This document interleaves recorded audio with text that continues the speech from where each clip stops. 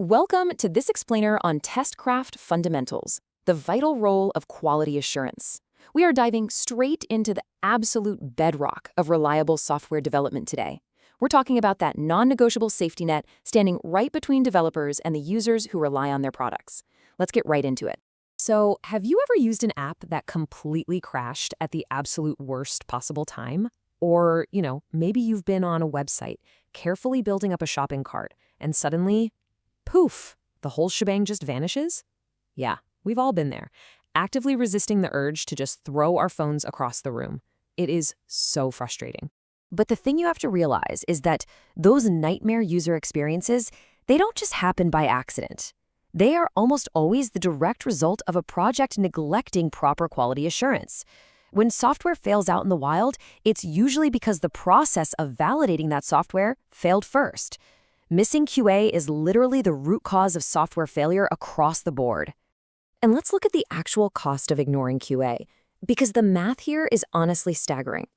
Industry studies show that fixing a bug in a live production environment can cost up to 100 times more than fixing it during the development phase. Just think about that contrast for a second. If a bug gets caught while a developer is actively writing the code, it might cost, say, $10 in time and resources to fix.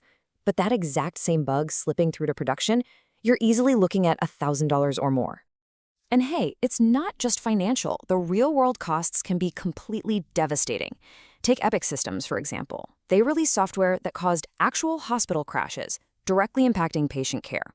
Or consider the UK Post Office Horizon system. In that case, bugs falsely flagged financial discrepancies, which wrongfully sent 700 innocent sub-postmasters to prison and completely ruined their lives, all because bugs weren't caught before the software went live. So how do we prevent that? Well, QA is a systematic process that essentially boils down to two distinct concepts: verification and validation. Verification asks a highly technical question: did we build the product right? Like, does the software perfectly match the technical specs? Validation, on the other hand, asks a much more human question: did we build the right product? Does this software actually solve a real problem for our end users? Proper QA demands that you answer yes to both.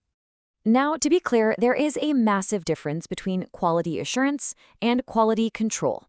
Quality control is reactive. It's like checking a finished painting for mistakes. But QA? QA is proactive. It's designing the entire process so the painting gets done right from the very start. It includes planning, design reviews, and building feedback loops that are tightly integrated throughout the entire lifecycle of the project. And that proactive investment yields incredible returns. Look at Google. They report that a massive 50% of their engineers work on testing and QA. That is a huge expense, for sure, but it results in some of the most reliable systems on the planet. And then there's Amazon Web Services, boasting a 99.99% uptime. To put that into perspective, that translates to only 52 minutes of downtime per year across all their services. Reliability like that isn't an accident. It is engineered. This kind of engineered reliability comes from a rigorous 6-phase QA process. Notice how this starts long before a single line of code is written. It kicks off with a requirements review, moving right into test planning and design. Then comes test execution, followed by strict defect tracking, usually in a tool like Jira. After that is regression testing to make sure new fixes don't break old features.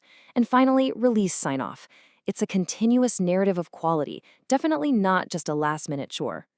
To actually execute all of this, QA teams deploy a massive testing toolkit. They aren't just looking at basic functional testing to see if a feature works. They're stress testing performance to see if it can handle 1,000 users at once. They're hunting for security vulnerabilities, checking usability to see if it's intuitive, ensuring compatibility across all devices, and verifying accessibility so people with disabilities can use it. They even lean heavily on exploratory testing, which is basically going off script with a hacker's mindset to break the system and find those hidden gaps that planned tests totally miss. As you might guess, managing all of that requires a highly specialized set of modern QA skills. On the technical side, you need fluency in architecture, databases, APIs, and automation, using languages like Java, Python, JavaScript, or SQL. You've got to know command lines, Git, and CI/CD systems. But honestly, the soft skills are just as crucial. A great QA engineer needs that critical thinking, hacker mindset we just talked about, massive patience, an incredibly high attention to detail, and above all, empathy. They are the ultimate advocate for the end user. Thankfully, we have finally moved away from the old, chaotic bottleneck model. You know, the one where developers build a whole product, toss it over the wall to QA, and just cross their fingers. It was so slow and expensive. Today, the industry relies on shift-left testing. We are literally shifting the testing to the left on the project timeline. This means QA gets involved early on, during the initial planning and coding phases, working right alongside the developers. The absolute engine that makes this shift-left approach possible is continuous integration and continuous testing. Instead of waiting weeks to test a finished product, automated tests are running constantly in the background.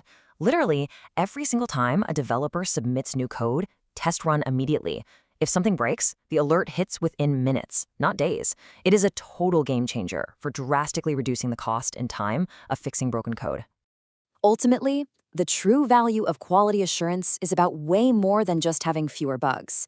It's about massive risk mitigation, avoiding lawsuits and fines. It's about serious cost savings by preventing expensive outages. And it's about user retention, because let's face it, one bad transaction sends loyal customers straight to a competitor. It creates a competitive advantage built on reliability, and it hugely boosts team morale since developers can be confident they're shipping solid code. So here's what it all comes down to. In a world where a single software crash can cost a hospital its ability to treat patients, or a business its hard-earned reputation, or even an innocent person their freedom, can you really afford not to invest in quality? Trust is the absolute most valuable currency you have. The question isn't whether you should do QA, but how quickly you can integrate these fundamentals into your next build. Thanks for tuning in to this explainer. Now go out there and start shifting left.